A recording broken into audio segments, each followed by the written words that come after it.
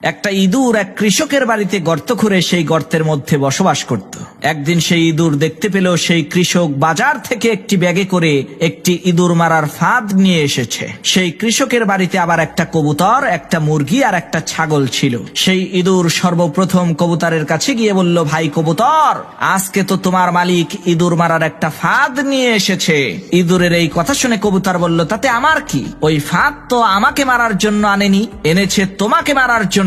এটা তোমার সমস্যা, তুমিই বোঝো। কবুতরের এই কথা শুনে সেই ইঁদুরটি নিরাশ হয়ে মুরগির কাছে যে ওই ইঁদুর মারার ফাঁদের কথাটা বলল। তখন মুরগিও এই একই কথা বলল, ভাই এটা তো তোমার সমস্যা, এর সাথে তো আমার কোনো লেনা দেনা নাই। মুরগির কথা শুনে সেই ইঁদুর আরো হতাশ হয়ে ছাগলের কাছে গিয়ে ওই ইঁদুর মারার ফাঁদটার কথা বলল।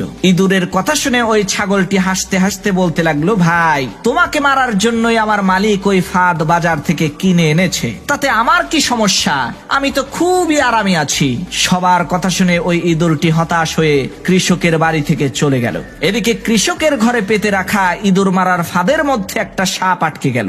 রাতের অন্ধকারে ওই কৃষকের স্ত্রী ইঁদুর মনে করে যখনই ওই ইঁদুর মারার ফাঁদটাকে হাত দিয়ে ধরেছে, আর অমনি সাথে সাথে সাপটা কৃষকের স্ত্রীর হাতে কামড় বসিয়ে দিল। তখন কৃষক তার স্ত্রীকে বাঁচানোর জন্য হাকিম কবিরাজ নিয়ে আসলো। হাকিম সাহেব চিকিৎসা দিয়ে বললেন, এই সাপে কাটা রোগীকে কবুতরের স্যুপ খাওয়াতে হবে, তাহলে ইনশাআল্লাহ খুব দ্রুতই সে সুস্থ হয়ে যাবে। সেই কৃষক হাকিমের কথা শুনে তার স্ত্রীকে বাঁচানোর জন্য ওই বাড়িতে থাকা কবুতরটিকে জবাই করে স্যুপ বানিয়ে তার স্ত্রীকে খেতে দিল।